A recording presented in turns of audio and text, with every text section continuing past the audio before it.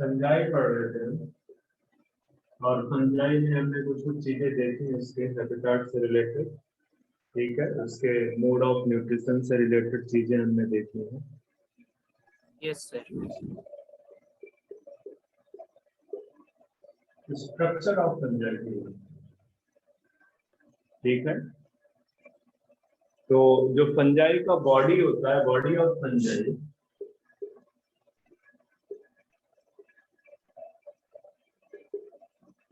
Haploid, sorry thalloid का लेते, thalloid and haploid. Haploid का मतलब सिंगल,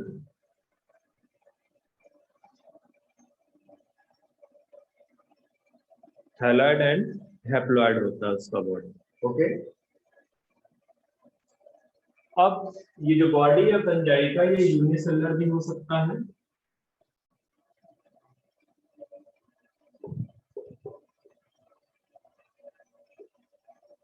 और ये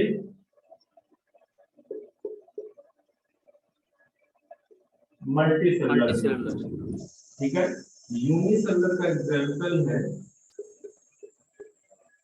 ईस्ट, जिसको सैकेरोमाइसिस भी बोलते हैं साइंटिफिकली।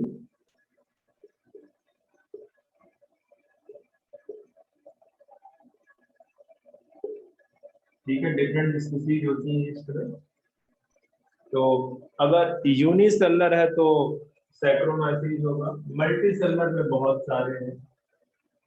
ठीक है, मल्टीसेलुलर में बहुत सारे। अच्छा, अगर ये यूनिसेलुलर है, या यूनिसेलुलर को थोड़ा सा होल्ड कर लेते हैं, मल्टीसेलुलर की बात करते हैं। ठीक है, तो फिलामेंटस होता है। मल्टीसेलुलर होगा तो क्या दिखेंगे यहाँ पे? बहुत ढेर सारे फिलामेंट्स,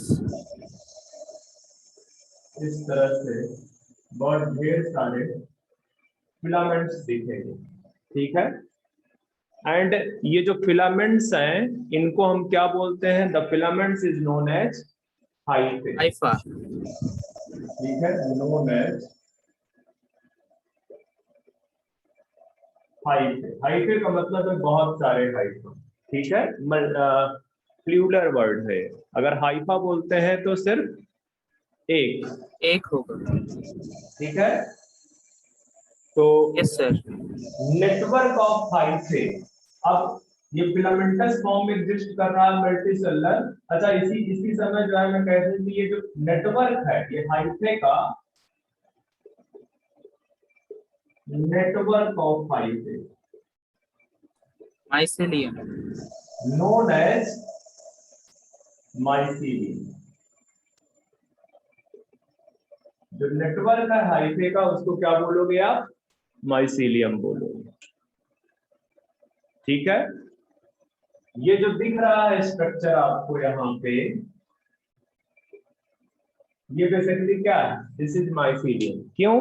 क्योंकि ये नेटवर्क है हाइफे का, हाइफे का नेटवर्क है। ये स्ट्रक्चर आपका माइसीलियम कहलाएगा। ठीक है, तो आप फंजाई को on the basis of their structure mycelate and non mycelate category में भी क्लासिफाई कर सकते हो। ठीक है, या माइसीलियल बोल लो या माइसिलेट बोल लो। ठीक है, अब ये जो हाइफे है इनके बारे में थोड़ा सा लिख लेते हैं, एक लाइन, जस्ट एक मिनट रुकना।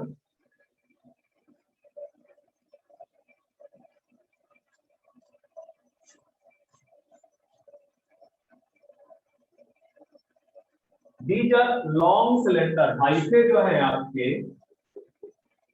कैसे दिखते हैं? लॉन्ग सिलेंडर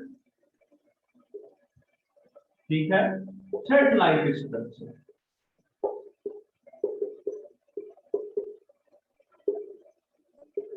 हाइफे आपके कैसे दिखेंगे? They will appear like long slender thread like structure।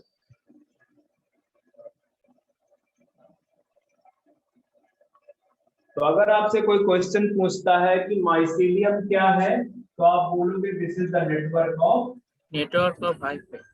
Hyphae. ठीक है, नेटवर्क ऑफ हाइफे। या बोलने की माइसीलियम किस चीज से बना हुआ होता है, तो आप बोलेंगे it is composed of hyphae which is a long cylinder thread like structure। मैं अगर यहाँ पे एक इस तरह से बना दूं, इस तरह से, और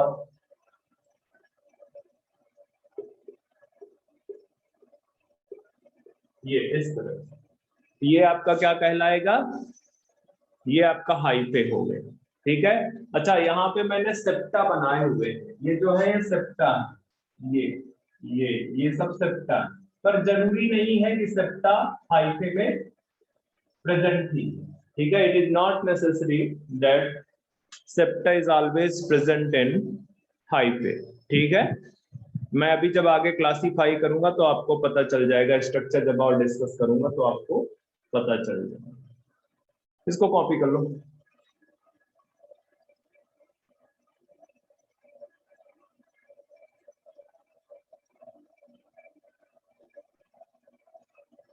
हो गया? Yes sir.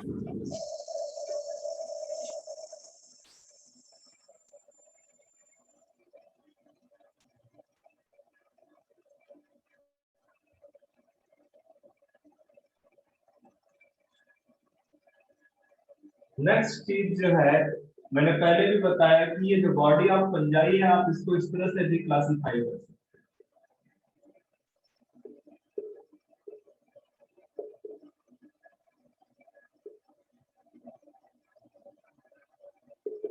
Non mycelium and mycelium. Non mycelium basically कौन होंगे? The unicellular। Example east.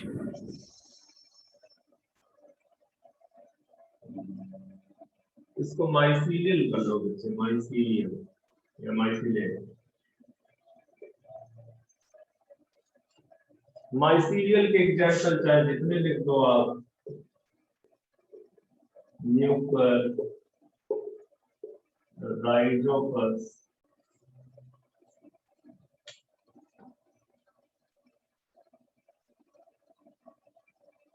Further hyphae को और डिटेल में स्टडी करते हैं। इसको कॉपी कर लो तो आगे बढ़ो। यस सर, हो गया। तो मैंने बताया कि हाइफे आपका long cylinder thread like structure है। ठीक है, अगर इसको थोड़ा सा और इसके स्ट्रक्चर को डीप में स्टडी करें तो आपको पता चलेगा कि हाइफे आपको फंजाई में दो तरह का मिल सकता है। ठीक है, ब्रॉडली एक आपको मिल सकता है असेप्टेट। ठीक है, जहां पे कि क्या होगा, सेप्टा एब्सेंट होगा, अब्सेंट होगा, और दूसरा कैटेगरी आपका क्या हो जाएगा? सेप्टेट। सेप्टेट, जहां पे कि सेप्टा प्रेजेंट होगा। ठीक है, सेप्टा प्रेजेंट होगा तो सेप्टेट, और अगर सेप्टा अब्सेंट है तो हाइफा जो है आपका असेप्टेट कैटेगरी का कहलाएगा। ठीक है, अच्छा अगर इसका पिक्चर बना दूं मैं यहाँ पे, ठीक है, तो ये सपोज कर लो आपका क्या है, हाइफा। अब ये ढेर सारे इसमें क्या है, न्यूक्लियस। ढेर सारे न्यूक्लियस है। तो ये जो हाइफा है, इसको आप इसके क्या कैरेक्टरिस्टिक बताओगे? कि दिस हाइफा इज एसेप्टेट, ये एसेप्टेट है, सिनोसिटिक, सिनोसिटिक, या आप ये बोल सकते हो मल्टी न्यूक्लिएटेड। Multi nucleate. या एक और टर्म दे सकते हैं उसको,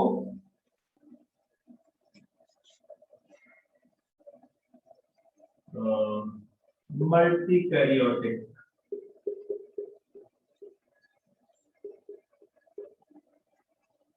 ठीक है, मल्टी न्यूक्लिएट, मल्टी कैरियोटिक और सिनोसिटिक, तीनों का एक ही मतलब है कि एक हाइफा है जिसके अंदर ढेर सारे न्यूक्लियस प्रेजेंट है। ठीक है, और इस तरह का जो हाइफा है ये पाया जाता है क्लास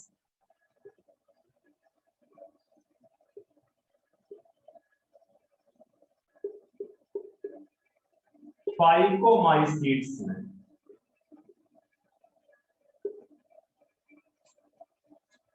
फाइकोमाइसीट्स में इस तरह का जो है हाइफे पाया जाता है, या इस तरह का माइसीलियम पाया जाता है। क्लियर? Yes sir. तो जब मैं आपको फाइकोमाइसीट्स क्लास बताऊंगा तो मैं बोलूंगा कि फाइकोमाइसीट्स के जो माइसीलिया है उसके अंदर जो हाइफे है वो एसेप्टेट और सिनोसिटिक मल्टीन्यूक्लिएट और मल्टी कैरियोटिक है। ओके, इसको कॉपी कर लो तो दूसरे कैटेगरी पे चलते हैं।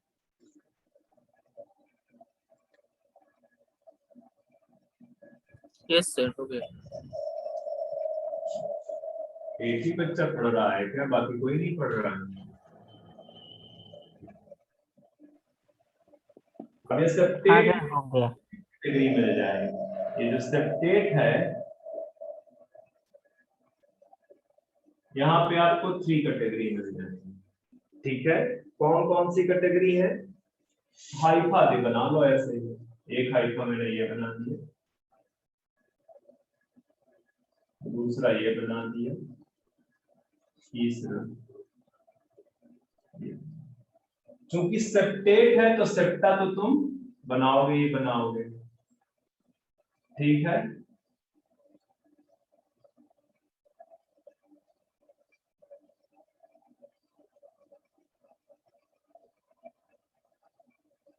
बन गया सेप्टा। अब हो सकता है कि एक जो है सेल है उसमें एक ही न्यूक्लियस प्रेजेंट इस तरह से, तो आप क्या बोलोगे, कंडीशन क्या है? सेप्टेट है and uninucleated. Uninucleate, septate and uninucleate. और इस तरह का हाइफा पाया जाता है फाउंड इन एस्कोमाइसीट्स के मेंबर। जो एस्कोमाइसीट्स है वहां पे इस तरह का हाइफा पाया जाता है। इसको COETS में करके CETS कर दो, क्योंकि एनसीईआरटी आपकी CETS ही लिखती है। पीछे भी फाइकोमाइसीट्स जहां पे लिखा है वहां पे CETS लिखो। कुछ बुक्स COETS लिखती हैं, सो जैसे मैं लिख जाता हूँ उसको। ठीक है, पर एनसीईआरटी आपको ऐसे। दूसरा कंडीशन क्या है कि यहाँ पे हर एक सेल में हो सकता है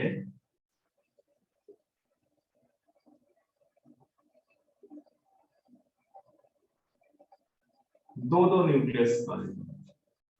और इस तरह की जो कंडीशन है उसमें आप क्या बोलोगे कि दिस इज सेप्टेट एंड बाइन्यूक्लिएटेड।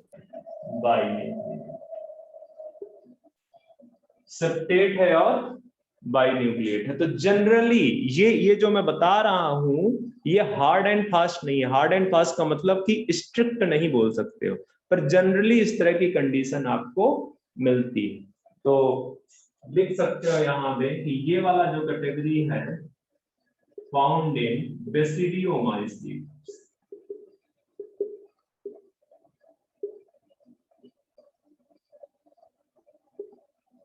ये आपको क्लास बेसिडियोमाइसीट्स में मिलेगी। अब लास्ट कैटेगरी बची, यहां पे हर एक सेल में ढेर सारे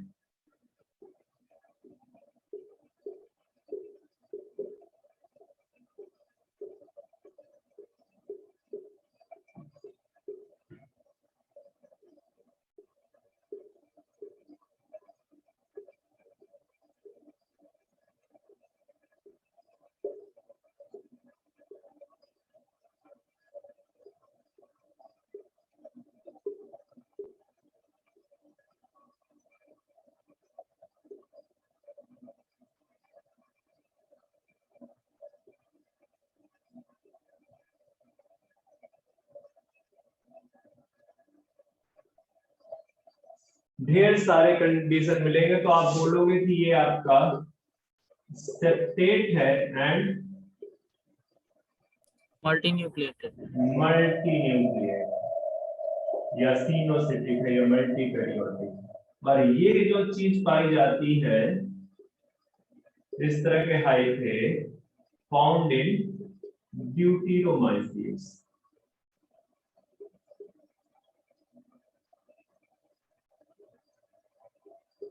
ड्यूटीरोमाइसीट्स में आपको मिलेगा।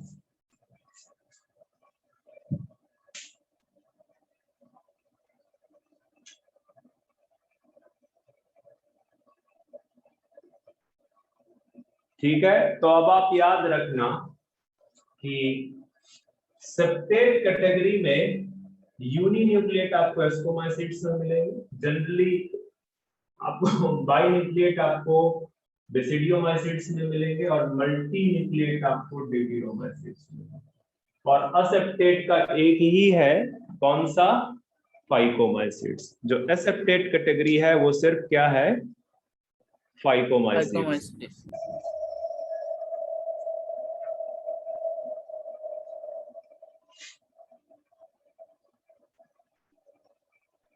तो कॉपी करो इसको।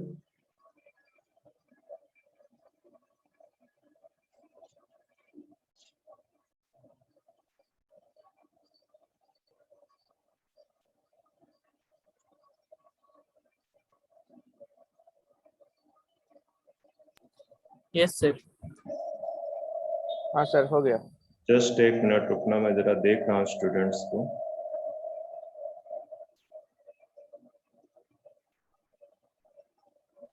हाँ सर, हो गया। ओके हाँ सर, हो गया।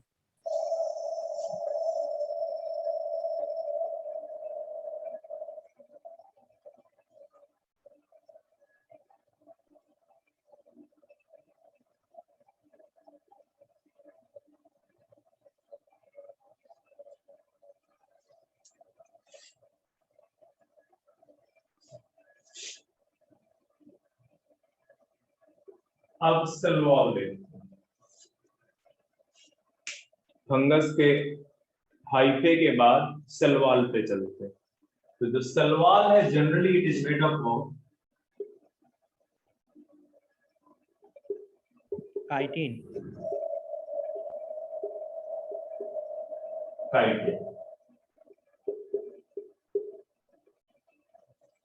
फंगस की जो सेल वॉल है वो किसकी जनरली बनी हुई होती है? काइटिन की बनी होती है। काइटिन। और काइटिन क्या है? This is polysaccharide.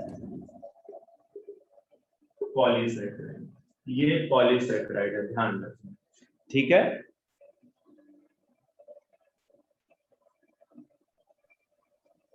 काइटिन को फंगल सेलुलोज के नाम से भी जानते हैं। ठीक है, क्योंकि प्लांट्स में या ये बोलो कि जो जिन ऑर्गेनिजम्स में सेल वॉल पाई जाती है उनमें मेजॉरिटी ऑफ द केस में सेल वॉल किसकी बनी है? सेलुलोज की। ठीक है, majority of the organisms that have cell wall, ठीक है, have cellulose as a cell wall material. Okay, तो फंगल सेलुलोज इसी वजह से इसको बोलते हैं। नेक्स्ट इंपॉर्टेंट चीज ये है कि there are some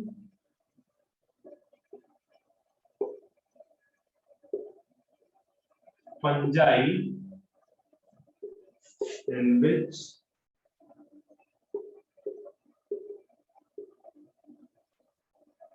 cell wall is made up of cellulose. For example, हाइपोमाइसीट की एक सब क्लास है oomaisids। oomaisids, तो oomaisids में जो सेल वॉल है वो किस चीज की बनी हुई है? सेलुलोज की बनी हुई है। सेलुलोज की। हाँ, एक और चीज बोल सकते हो, वैसे इतना डीप में नहीं पूछेगा, कि फंगस की सेल वॉल में काइटिन के साथ साथ कुछ फैट्स या कुछ लिपिड्स, फैट्स मत बोलो, कुछ लिपिड्स भी प्रेजेंट है, कुछ पॉलीसैकेराइड्स, अदर पॉलीसैकेराइड्स भी प्रेजेंट है, थोड़ी बहुत प्रोटीन्स भी प्रेजेंट। ठीक है, तो आप लिखना हो तो लिख दो जल्दी, मेड अप ऑफ, यहाँ पे लिख दो नोट करके, एक नोट करके लिख दो कि some quantity of protein and lipid is also present. Yes, sir. ठीक है, अब आगे बढ़ते हैं स्टोर्ड फूड में, कि जो सेल है उसमें कौन कौन सा फूड स्टोर्ड होता है। ठीक है, तो स्टोर्ड फूड में है ग्लाइकोजन एंड ऑयल, ये स्टोर फूड मिलेगा आपको। मोड ऑफ न्यूट्रिशन आप पहले भी देख चुके हो, लिखा चुका हूं कि नहीं? Yes, sir. के Heterotrophs. हाँ सर। ठीक है, तो फिर रहने दो बस। अच्छा एक चीज लिख दो, मोड ऑफ न्यूट्रिशन में जस्ट लिख दो, तो ये सब मैं लिखा चुका हूं। सेप्रोट्रॉप्स, सेप्रोट्रॉप्स का मतलब है कि these organisms depends on dead and Dead decaying and organic matter, decaying organisms.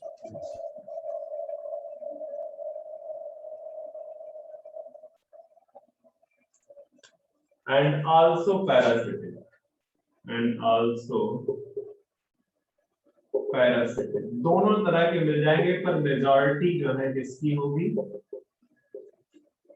Saprotrophs की होगी।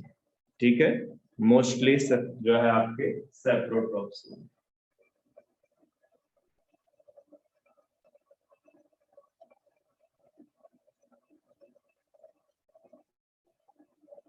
अगर ये पैरासिटिक हैं तो दे suck their food from host through hostorium,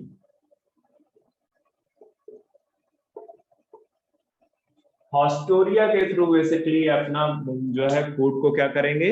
सक करेंगे। इसके अलावा एक और कैटेगरी हम बात कर सकते हैं मोड ऑफ न्यूट्रिशन में, कि there are some fungi which show symbiotic relationship. ठीक है, some fungi shows symbiotic relationship.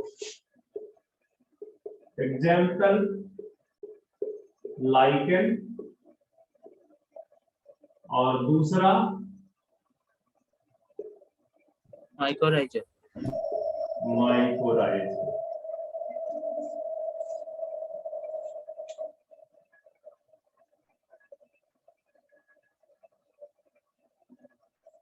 तो एल्गी में, सॉरी लाइकेन में एसोसिएट किसके साथ करता है? सोच एसोसिएशन विथ एल्गी, और एलगी। यहाँ पे with Higher plants. Root of higher plants. अब चलते हैं रिप्रोडक्शन, मोड ऑफ रिप्रोडक्शन पे।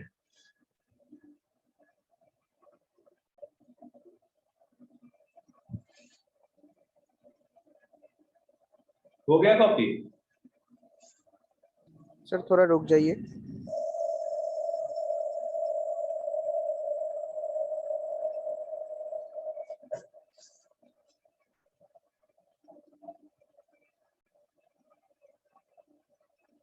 हाँ सर हो गया।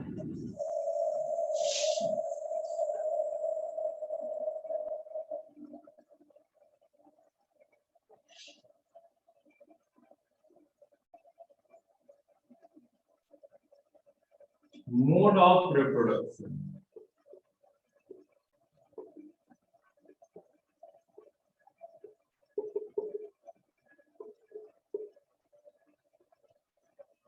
जो मोड ऑफ रिप्रोडक्शन है इसका, उसमें आपको ऑल 3 कैटेगरी में मिल जाएगी। बहुत कंफ्यूज मत हुआ करो इसमें कि कहीं पे आप वेजिटेटिव लिखते हो, कहीं पे आप नहीं लिखते हो। आप चाहो तो वेजिटेटिव को मर्ज कर सकते हो एसेक्सुअल रिप्रोडक्शन में, ठीक है। चाहो तो आप एसेक्सुअल में ही वेजिटेटिव को पढ़ Okay, sir. सकते हैं, पर जो है क्या कहते हैं, जैसे कहीं पे एनसीईआरटी ने वेजिटेटिव लिखा है, कहीं पे नहीं लिखा, तो बेटर है, क्योंकि एनसीईआरटी में जब एग्जामिनर उठाएगा एनसीईआरटी से क्वेश्चन बनाने के लिए, तो वो वैसे ही ध्यान देगा, उसने तो पढ़ना नहीं है उसको बहुत ज्यादा, ठीक है, तो वो अपने हिसाब से उठा लेगा। तो मैं भी वैसे ही कर देता हूं जैसे एनसीईआरटी ने लिख रखा, ठीक है। तो वेजिटेटिव और एसेक्सुअल में बहुत ज्यादा फर्क नहीं है। तो हम बात कर रहे हैं वेजिटेटिव है, एसेक्सुअल है and sexual mode of reproduction. तुमको तीनों कैटेगरी के मोड ऑफ रिप्रोडक्शन फंजाई में मिल जाएंगे, वेजिटेटिव, एसेक्सुअल एंड सेक्सुअल। अब वेजिटेटिव को मैंने पहले ही बता रखा है कि अगर mode of reproduction through body parts हो, बॉडी पार्ट्स, तो वो किस कैटेगरी में रखा जाएगा? Vegetative. वेजिटेटिव। वेजिटेटिव में। जैसे एग्जाम्पल, मतलब कौन कौन से मोड होंगे इसमें? Sir, budding. फ्रेगमेंटेशन। जब पहला चैप्टर एनसीईआरटी का पढ़ा रहा था लिविंग वर्ल्ड, तब भी मैंने वहां पे जब आपको जो है क्या कहते हैं रिप्रोडक्शन वाली कैरेक्टरिस्टिक पढ़ा रहा था नॉन डिफाइनिंग फीचर्स में, तब भी मैंने बताया था कि जो फ्रेगमेंटेशन है वो फिलामेंटस फॉर्म, जो ऑर्गेनिजम्स बेसिकली फिलामेंटस फॉर्म में एग्जिस्ट करते हैं, उनमें आपका ये श्योर शार्ट होने वाला है। कौन सा? Fragmentation. Fragmentation. Fragmentation. Fungi, bryophyte. इसके अलावा फिजन हो जाएगा और Budding भी हो जाएगा. बडिंग हो जाएगा। और ये दोनों फॉर्म आपको कहां पे मिलेंगे? यूनिसेलुलर। यूनिसेलुलर फंजाई, ठीक है। चलो, ये वाला आपको कहां पे मिलेगा? Multicellular. मल्टीसेलुलर फंजाई में मिलेगा। तो चूंकि स्पेस नहीं है तो इसको पहले कॉपी कर लो, तो वेजिटेटिव वाला इरेज कर देते हैं, फिर एसेक्सुअल देखते हैं।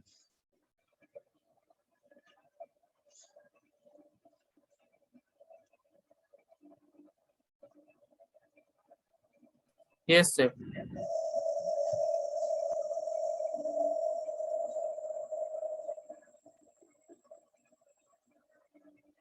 अब ये जो एसेक्सुअल मोड ऑफ रिप्रोडक्शन है, इट अकर्स थ्रू या वाया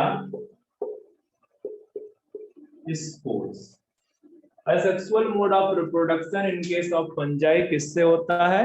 स्पोर्स से। वैसे आपको अगर याद होगा तो मैंने आपको प्रोटोजोन्स कह रहा हूं, प्रोटिस्टेंस में भी किसके थ्रू बताया है सेक्सुअल रिप्रोडक्शन? वाया Spores के through. स्पोर्स के, ठीक है। तो बस यही एक डिफरेंस रह जाता है, अगर आप वेजिटेटिव को एसेक्सुअल से अलग करना चाहते हो तो यही एक चीज है कि एक में बोल सकते हो कि इट अकर्स थ्रू स्पोर्स और दूसरे को बोलोगे कि it occurs via body parts. इसके अलावा आपको कोई डिफरेंस नजर नहीं आएगा, ठीक है। तो ध्यान देते हैं कि एसेक्सुअल जो मोड ऑफ रिप्रोडक्शन है वो स्पोर्स के थ्रू हो रहा है। तो कौन कौन से स्पोर्स जो है मेजरली पाए जाते हैं आपके फंजाई में? फंजाई में एसेक्सुअल स्पोर्स या एसेक्सुअल मोड ऑफ रिप्रोडक्शन कौन कौन से स्पोर्स के थ्रू होता है, ये देख लेते हैं। तो जैसे एक है कोनिडिया, दूसरा है स्पोरेंजियो स्पोर, और तीसरा है जूस्पोर, ठीक है, कोनिडिया, स्पोरेंजियोस्पोर एंड जूस्पोर। ये आपको एसेक्सुअल स्पोर्स की कैटेगरी में फंजाई में मिलेंगे। कोनिडिया मिलेंगे, स्पोरेंजियोस्पोर्स मिलेंगे और जूस्पोर्स मिलेंगे, ठीक है। सेक्सुअल जो मोड है रिप्रोडक्शन का, यहाँ पे भी स्पोर्स फॉर्मेशन होते हैं, पर ये वाले सेक्सुअल स्पोर होते हैं। ये तीनों स्पोर कौन से हैं? These are asexual spore. asexual spores, these are asexual spores। जबकि सेक्सुअल स्पोर्स में अगर हम देखें तो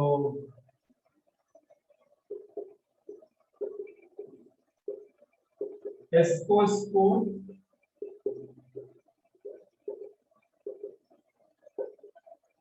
basidiospore and oospores।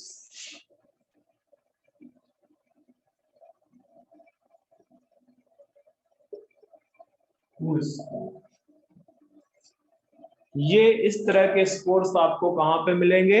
Sexual reproduction में। तो इन वाले स्पोर्स को हम क्या बोलते हैं?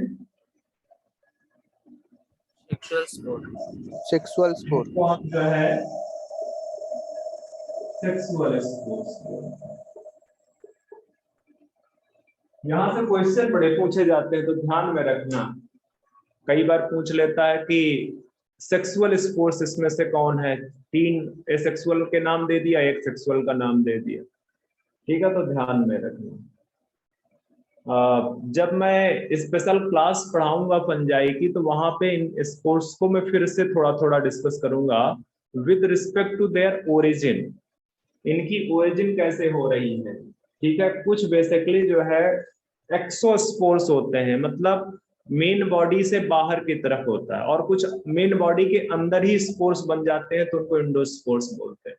तो इनकी ओरिजिन में स्पेशल क्लास में डिस्कस करूंगा, ठीक है। अभी इतना जान लो कि कौन से एसेक्सुअल स्पोर हैं और कौन से सेक्सुअल स्पोर हैं।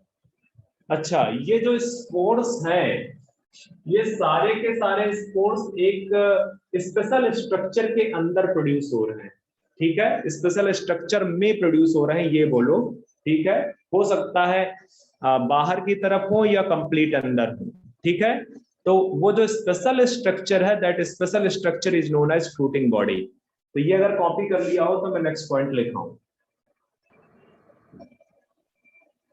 हाँ सर हो गया। हाँ Yes सर हो sir, गया। हो गया।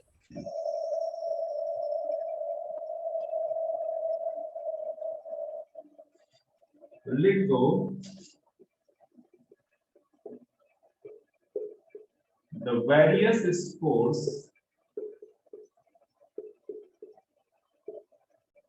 produced inside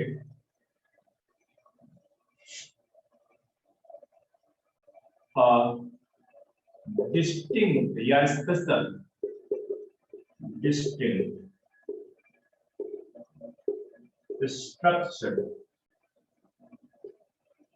distinct structure known as fruiting body,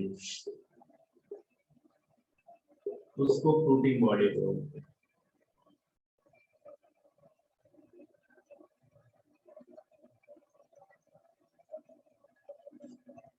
थोड़ा सा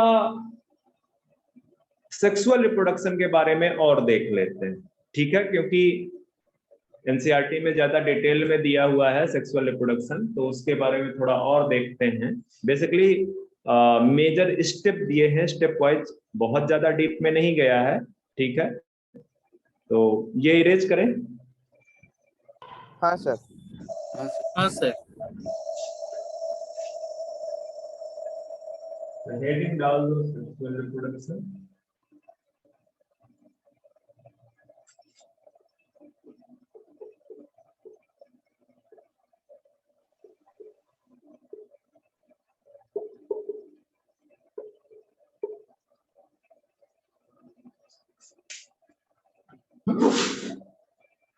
सॉरी। अब ध्यान रखना कि सेक्सुअल रिप्रोडक्शन में जो सबसे इंपॉर्टेंट फीचर है वो क्या है, जो कि एसेक्सुअल रिप्रोडक्शन में नहीं होता, फ्यूजन ऑफ गैमीट्स। gametes. ठीक है, जिसको बोलते हो सिनगैमी। ठीक है, सिनगैमी केवल एंड केवल सेक्सुअल रिप्रोडक्शन के केस में होता है। ठीक है, तो बेसिकली जो फंजाई में सेक्सुअल रिप्रोडक्शन हो रहा है सब हर जगह की तरह वैसे ही है, 3 स्टेप्स है। ठीक है, इन 3 स्टेप्स में जो फर्स्ट होगा वो होगा पहले प्लाज्मोगैमी, फिर इसके बाद जो सेकंड चीज होगी, सेकंड वो होगी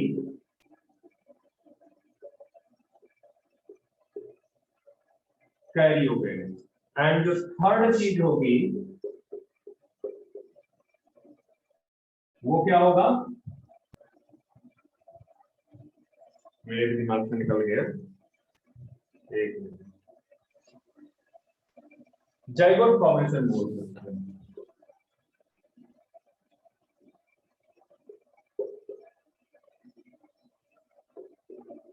जाइगोट, ठीक है। तो अगर इसको मैं प्रोवाइज बना दूं तो प्लाज्मोगैमी फॉलोड बाय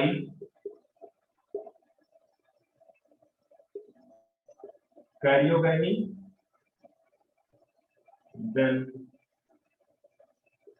जाइगोट, और जाइगोट में फिर क्या हो जाएगा, मियोसिस, और बन Meiosis. जाएंगे क्या, स्पोर्स, और Blood स्पोर्स sport. जर्मिनेट करेंगे तो क्या बन जाएगा, Fruiting body. फंगस हाइट है या माइसेलियम।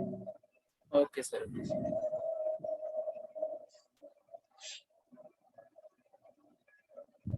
सर जाइगोट से मियोसिस होगा? डायरेक्ट जाइगोट में मियोसिस होता है।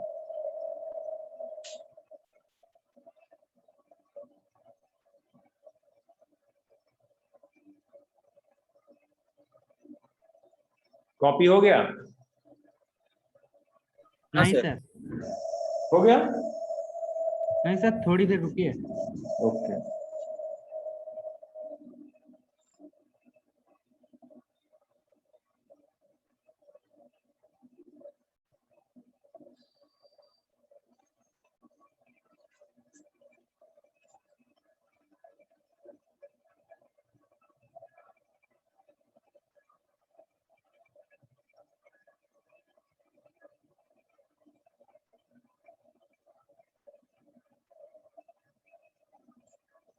अब ये जो तो वो सेक्सुअल लास्ट में क्या लिखा, फंगी?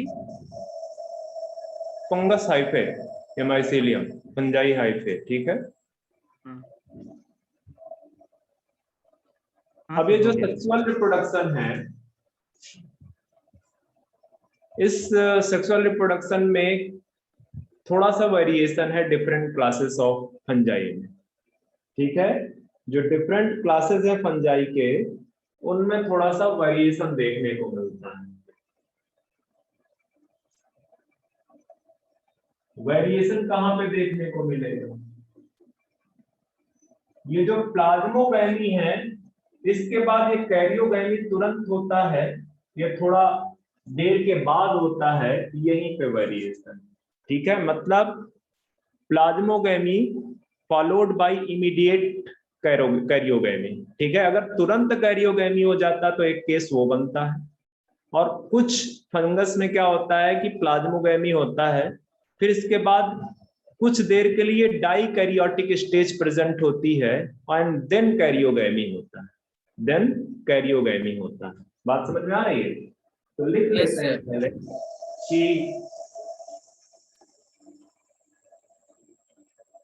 in some fungi, या इस तरह से लिखो,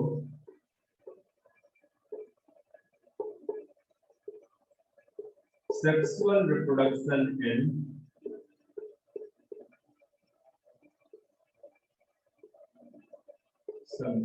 कुछ फंजाई में जो सेक्सुअल रिप्रोडक्शन है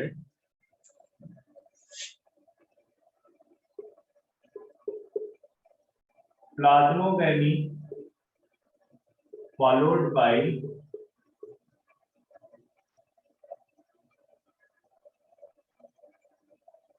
या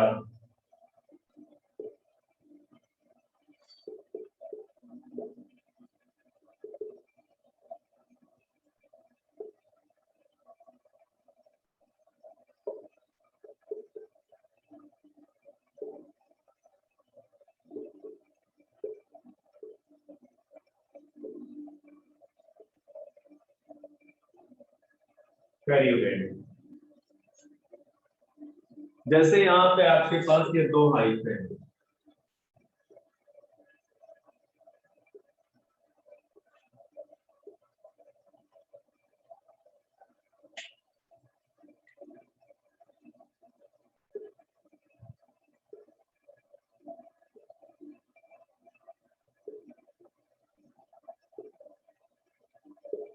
अब इन दोनों हाइफे में अगर फ्यूजन होता है, ठीक है, दो हाइफे हैं, एक को मेल बोल लो, एक को फीमेल बोल लो, या प्लस माइनस से डिनोट करते हैं जनरली, ठीक है। तो इनमें जब फ्यूजन होगा, अगर ये कंपेटिबल है, ठीक है, if the these hyphae are mycelium are compatible sexually, then क्या होगा इनके बीच में फ्यूजन या फर्टिलाइजेशन, या इसी को क्या बोलोगे, सिंगैमी। तो सिंगैमी अभी मत बोलो, फ्यूजन और फर्टिलाइजेशन, ठीक है। तो पहले भी मैं लिख चुका हूं, ये दोनों के दोनों जो हाइफे हैं वो किस तरह के होंगे, Haploid. और ये फ्यूजन हो रहा है। यहाँ पे मैं एक चीज और लिख देता हूं, if both hyphae are compatible and fuse together, compatible है और एक दूसरे के साथ फ्यूज करते हैं, फर्टिलाइजेशन होता है। तो एक कंडीशन ये हो सकती है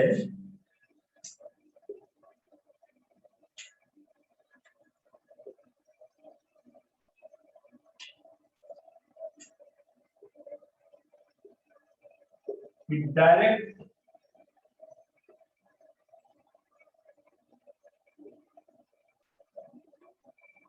फ्यूजन, ये चीज होगी, ठीक है। डायरेक्ट इस तरह से, मतलब fusion plasmogamy immediately followed by karyogamy.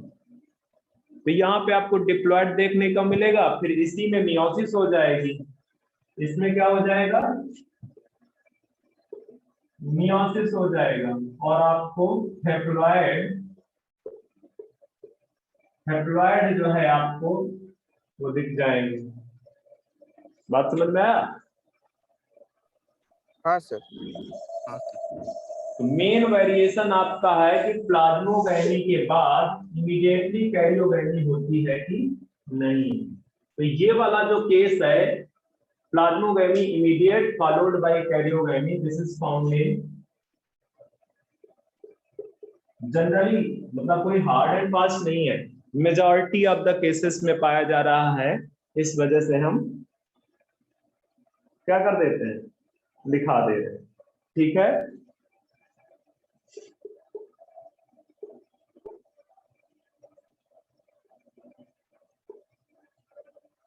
फाइकोबाइसिट्स copy करो इसको, तो फिर आगे नेक्स्ट कैटेगरी पे।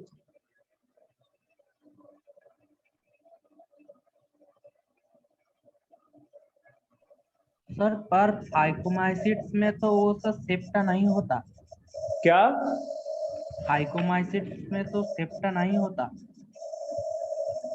अच्छा, ये सेप्टा की प्रॉब्लम आ रही है क्या? कोई दिक्कत नहीं है, सेप्टा हटा लो। मुझे तो समझाने के लिए बताना था तुम। Okay okay sorry sir.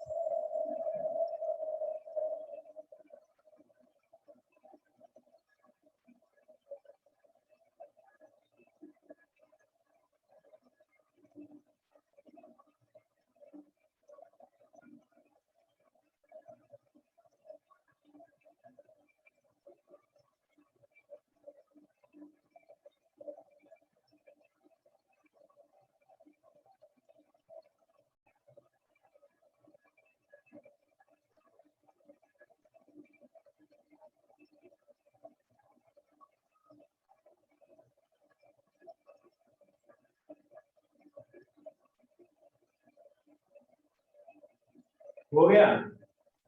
Sir हाँ, सर आपने तो लिखा है जाइगोट जब मियोसिस होगा तब तो स्पोर बनेगा, और आपने वो जो ड्रॉ किया वो डायरेक्ट स्पोर। लिखा दिया है बच्चे, इतना तो दिमाग रखो, डायरेक्ट कर दिया है, डायरेक्ट।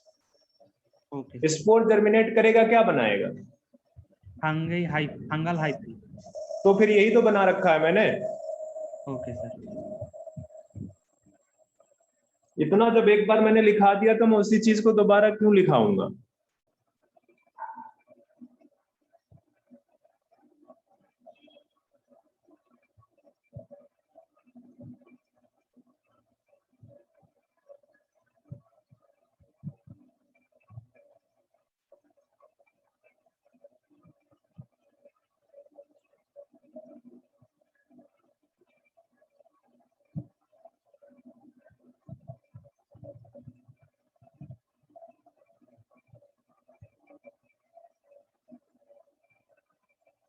हो गया?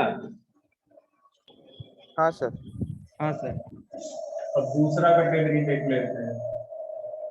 ये सम फंजाई है, आपके एनसीईआरटी में एग्जाम्पल नहीं दिया है तो चांसेस कम है पूछने के, पर दूसरे वाले का एग्जाम्पल दिया है तो वो पूछा जा चुका है। ठीक है,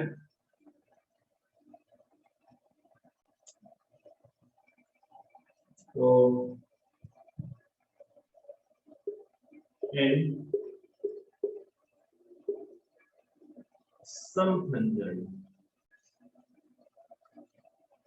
for example ascomycetes and basidiomycetes, इन दोनों क्लास में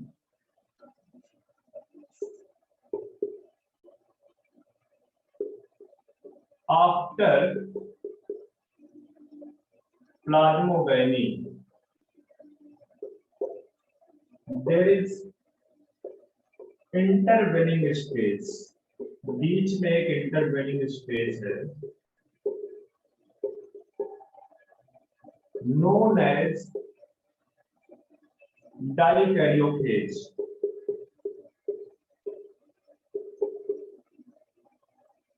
followed by सर हाँ सर मेरा नेटवर्क चला गया था सर, कितना दूर हुआ है?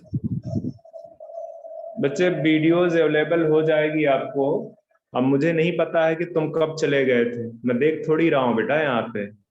तो आपको ये वीडियो शाम तक मिल जाएगा यूट्यूब अच्छा पे, सर, अच्छा पता सर। है कि नहीं? हाँ सर, हाँ सर। तो वहां से देख लेना, ठीक है? Okay sir. तो after plasmogamy there is intervening stage known as dikaryophase, ठीक है, फॉलोड बाय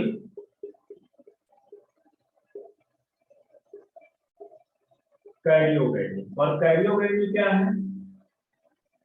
लिख लो in bracket, fusion of nucleus.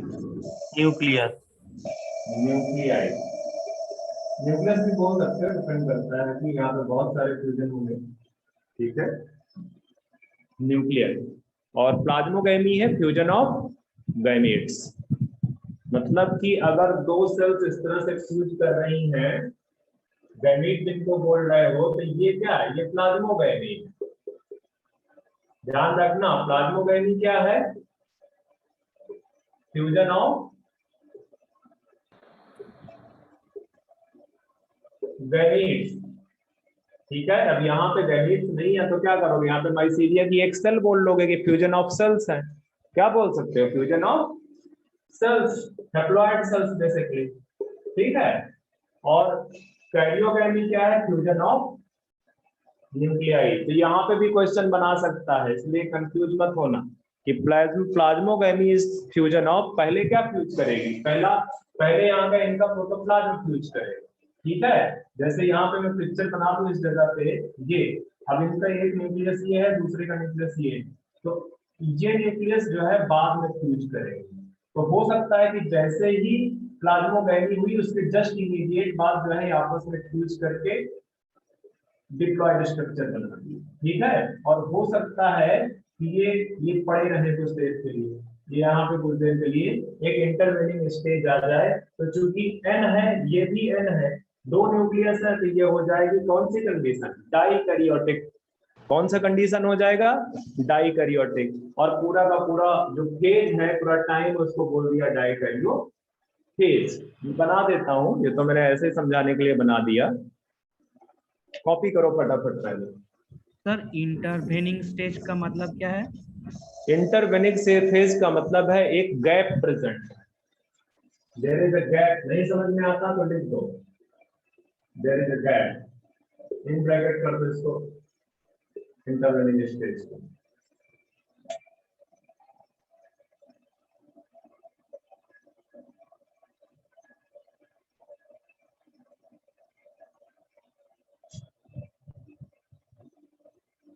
हो गया, हाँ सर।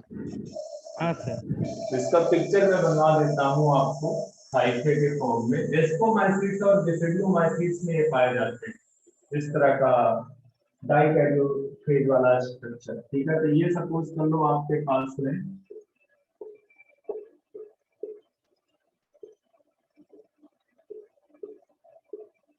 ये दो हाइफे हैं। ठीक है, अगर ये कॉम्पेटिबल हाइफे है तभी फ्यूजन होगा। ठीक है, इफ कॉम्पेटिबल हाइफे फ्यूज। ठीक है, वन बाय वन ये सेल इसके साथ करेगी, ये सेल इसके साथ, ये सेल इसके साथ, इस तरह। ठीक है, तो ये जब फ्यूज करेंगे तो प्लाज्मोगैमी होगी। प्लाज्मोगैमी के बाद क्या होगा, यहाँ पे ये वाली स्टेज आएगी, और इस वाली स्टेज को आप क्या बोलोगे, डाइकैरियोफेज। डाइकैरियोफेज। स्टेज एक ड्यूरेशन होता है, वो ड्यूरेशन है डाइकैरियोफेज। और ये सेल कैसी होगी, डाइकैरियोटिक। सेल कैसी होगी, डाइकैरियोटिक। अब इसी इसी को बोल रहा है कि this is the intervening stage, this is intervening stage. एक गैप है basically, and then followed by क्या हो जाएगा, कैरियोगैमी। कैरियोगैमी में क्या होगा कि ये जो दो न्यूक्लियस यहाँ पे दिख रहे हैं, ये क्या हो गया, ये, और ये न्यूक्लियस कैसा हो गया, डिप्लॉयड।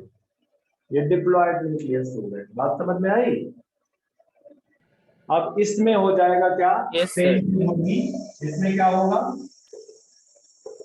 मियोसिस। मियोसिस से बनेंगे इसके अंदर ढेर सारे स्पोर्स, स्पोर्स जर्मिनेट करेंगे और क्या बन जाएगा, माइसीलियम। तो ये स्टेज आपको इस तरह का वेरिएशन देखने को मिल सकता है फंजाई में in case of sexual reproduction. Copy करो तो आगे बढ़ो।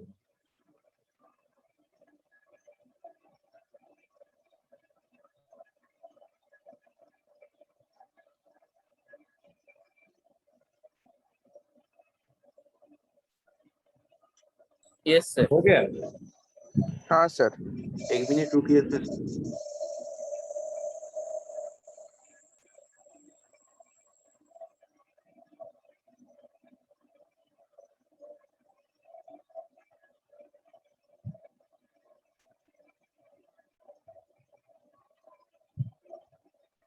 हो गया।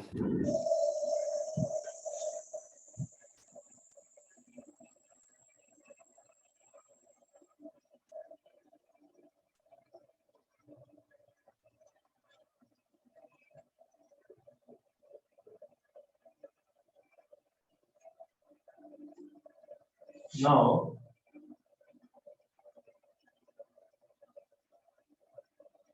क्या, हाँ, क्लासिफिकेशन ऑफ फंजाई की बात करेंगे। Classification of fungi. तो there are certain basis to classify the fungi, ठीक है, एंड इन बेसिस से भी क्वेश्चन पूछा जा चुका है, ठीक है। तो कौन कौन से हैं यहाँ पे लिख देते हैं पहले। Basis of classification,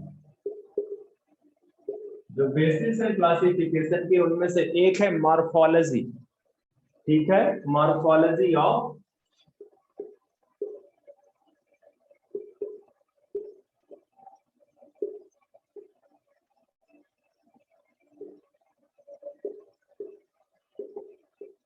mycelium. दूसरा क्या है,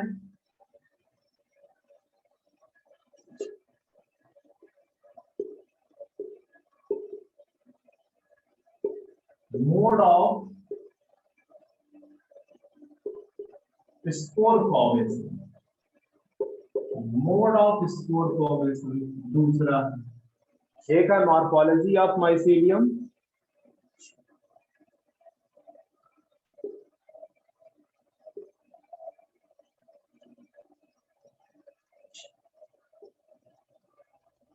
दूसरा है मोड ऑफ स्पोर फॉर्मेशन, और तीसरा है कि फ्रूटिंग बॉडीज किस कैटेगरी की है, किस टाइप की, ठीक है, टाइप्स ऑफ फ्रूटिंग बॉडीज।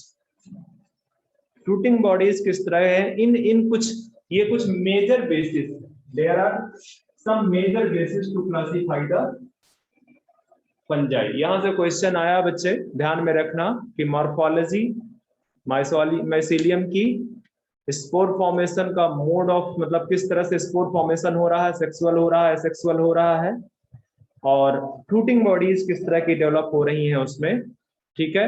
तो इनके बेस पे फंजाई को क्लासिफाई किया। इनको कॉपी करो तो मैं आगे बढ़ूं।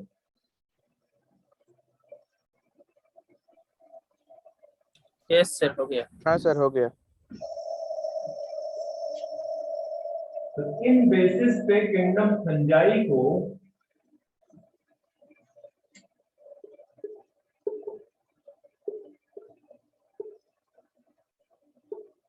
फोर क्लासेस पे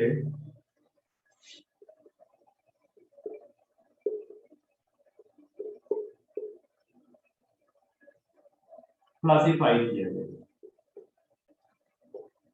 फाइको माइसीट्स, एस्कोमाइसीट्स, डेसिडियो माइसीट्स एंड ड्यूटीरो माइसीट्स, ठीक है। These are the four classes: Phyco, Esco, Basidio and Deuteromycetes.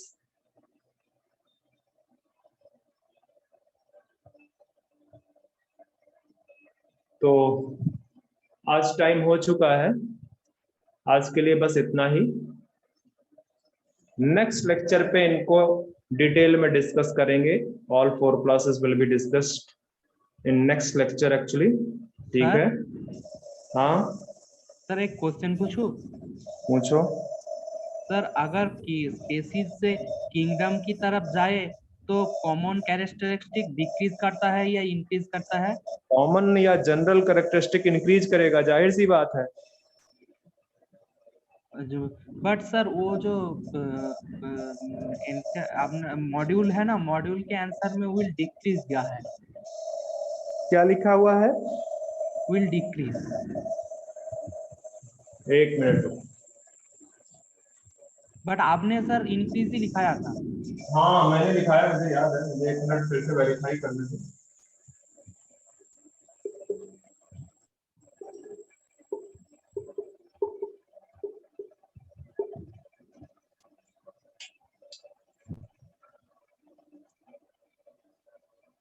हाँ, जनरल करेक्टर बच्चे इंक्रीज करेंगे, स्पेसिफिक करेक्टर डिक्रीज करेंगे, स्पेसिफिक करेक्टर इधर आओगे तो इंक्रीज करेगा।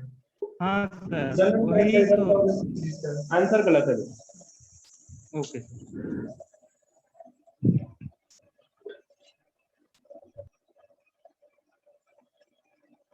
चलो ठीक है। सर सर बोलो। सर सर एनसीईआरटी में डिक्रीजिंग लिखा है। एनसीईआरटी में डिक्रीजिंग लिखा हुआ कॉमन कैरेक्टरिस्टिक्स हाँ का सर। डिक्रीज करता है। मैं नेक्स्ट लेक्चर पे डिस्कस करूंगा बच्चे, ठीक है।